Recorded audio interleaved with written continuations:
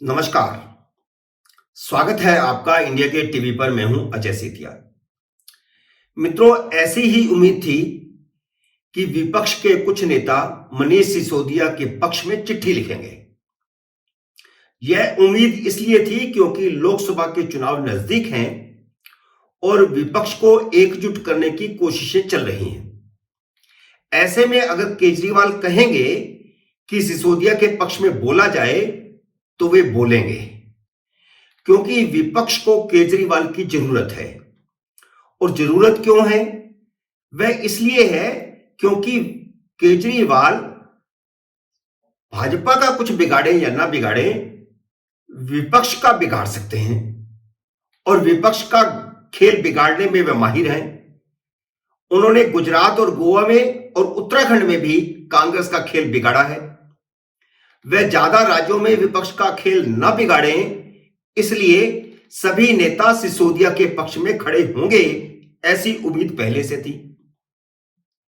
लेकिन कांग्रेस को दाद देनी पड़ेगी कि उसने सिसोदिया के पक्ष में कोई बयान देने या चिट्ठी पर दस्तखत करने से इनकार कर दिया, जिसमें लिखा गया था कि सिसोदिया निर्दोष है।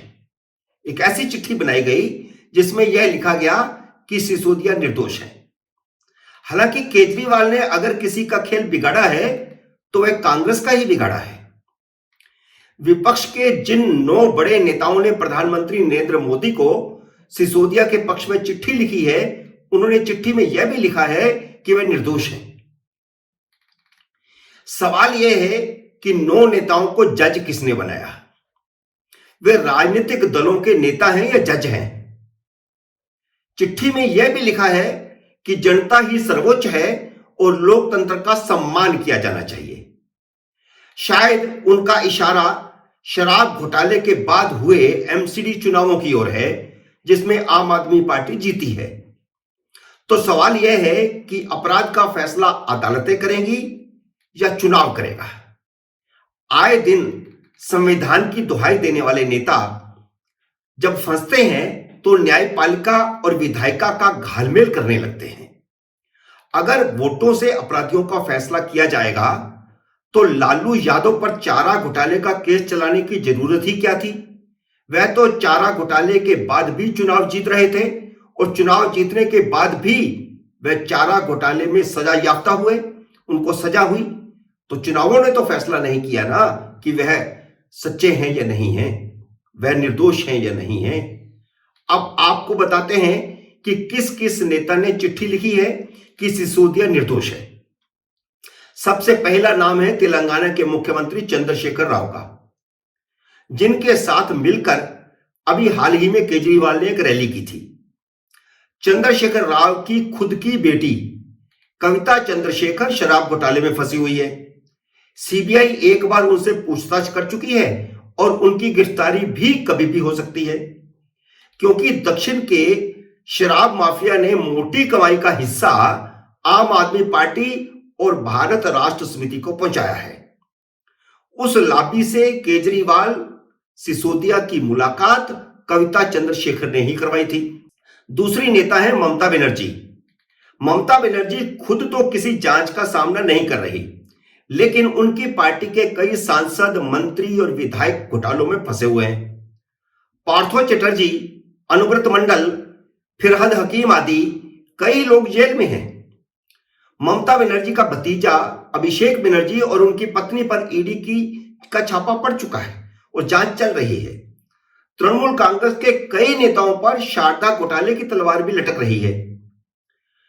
पिछले साल ममता की कैबिनेट के मंत्री पार्थो चटर्जी, जो भी जेल में हैं, उनकी एक सहयोगी के घर पे छापा मारा गया तो नोटों का जखीरा मिला था। इसके बाद नाम आता है तेजस्वी यादव का। रेलवे में नौकरी के बदले लोगों की जमीनें हड़पने के मामले में वह खुद जमानत पर रिहा है। इसके बाद नाम आता है फारूक अब्दुल्ला का। 113 करोड़ रुपए के क्रिकेट घोटाले में वह भी जमानत पर रिहा है।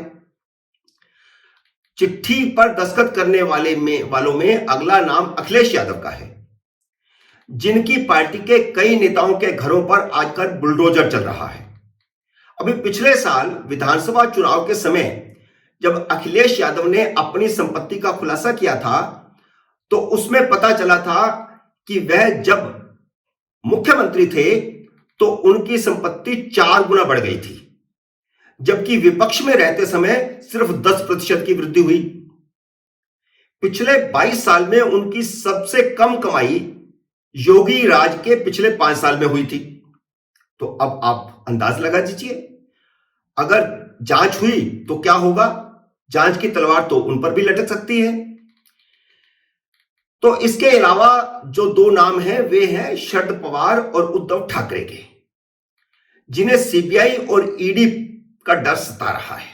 उनकी अभी तक जांच तो कोई नहीं चल रही, लेकिन कभी भी उनके ऊपर भी किसी तरह का डंडा चल सकता है। 7वां और 8वां नाम आम आदमी पार्टी के दोनों मुख्यमंत्रियों केजरीवाल और भगवंत सिंह मान का है। तो आप अंदाजा लगा सकते हैं कि चोर चोर मसेरे भाई वाला खेल किस तरह चल रहा है।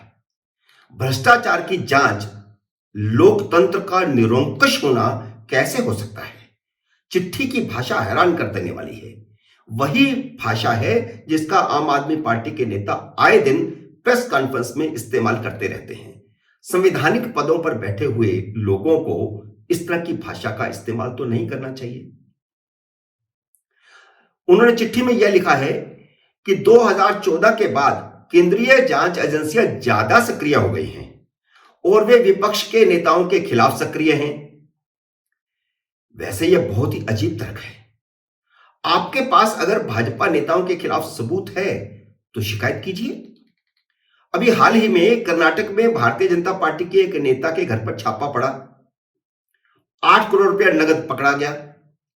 क्या वह भारतीय जनता पार्टी का विधायक नहीं है? क्या उसकी गिरफ्तारी नहीं हुई? क्या वह गिरफ्तारी के डर से इधर उधर भाग नहीं रहा? क्या कर्नाटक में भारतीय जनता पार्टी की सरकार नहीं है? केंद्र और कर्नाटक में भाजपा की सरकार के बावजूद भाजपा विधायक के खिलाफ कार्रवाई नहीं हुई क्या? तो इसलिए यह कहना कि सिर्फ विपक्ष के नेताओं के खिलाफ ही कार्रवाई हो रही है, सही नहीं है। इसलिए सिसोदिया की गिरफ्तारी को राजनीतिक षड्यंत्र बताना किसी के गले नहीं उतरेगा। आपकी चिट्ठी से इससे कोई फर्क नहीं पड़ने वाला। चिट्ठी लिखने वाले नेताओं ने लिखा है कि देश के लोग सिसोदिया की गिरफ्तारी से नाराज हैं। तो इन 9 नेताओं ने कब जनमत संग्रह करवाया जिसमें यह नतीजा निकला कि देश की जनता नाराज है? फिर जब गिरफ्तारी शराब घोटाले में हुई है तो चिट्ठी में दिल्ली के स्कूलों और सिसोदिया के शिक्षा मंत्री होने का जिक्र क्यों है? सिसोदिया की गिरफ्तारी आबकारी मंत्री होने के नाते हुई है, शिक्षा मंत्री होने के नाते नहीं हुई। कांग्रेस ने सही स्टैंड लिया कि उसने इस बेतुकी चिट्ठी पर दस्तखत करने से इनकार कर दिया। सुप्रीम कोर्ट ने जिस दिन सिसोदिया को जमानत देने से का आदेश देने से इनकार कर दिया था, उस दिन कांग्रेस के नेता अजय माकन ने शराब घोटाले की निष्पक्ष जांच करवाने की वकालत की थी। उन्होंने कहा था कि शराब घोटाले में कमाया गया पैसा पंजाब और गुजरात के चुनाव में खर्च किया गया है। उसी दिन अपने एक वीडियो में मैंने कहा था कि अभिषेक मनु सिंघवी की ओर से सुप्रीम कोर्ट में सिसोदिया के पक्ष में वकालत करने के बावजूद आने वाले दिनों में आम आदमी पार्टी और शराब घोटाले पर कांग्रेस का यही स्टैंड कायम रहेगा जो अजय माकन ने लिया है। आम आदमी पार्टी गैर कानूनी तरीकों से धन इकट्ठा करके कांग्रेस को नुकसान पहुंचाने की कोशिश कर रही है।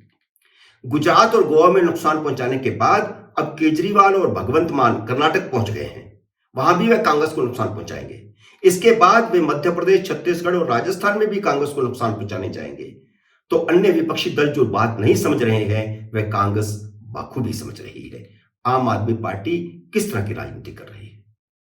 मित्रों, उम्मीद है मेरा यह विश्लेषण आपको पसंद आया होगा। इसे लाइक करिए, शेयर कीजिए और अगर आपने मेरे YouTube चैनल को अब तक सब्सक्राइब नहीं किया तो कृपया सब्सक्राइब कीजिए, घंटे का बटन भी दबाइए ताकि जैसे ही मेरा नया वीडियो आए आपको सूचना आए। मेरे नए वीडियो का करिए इंतजार। तब तक नमस्कार।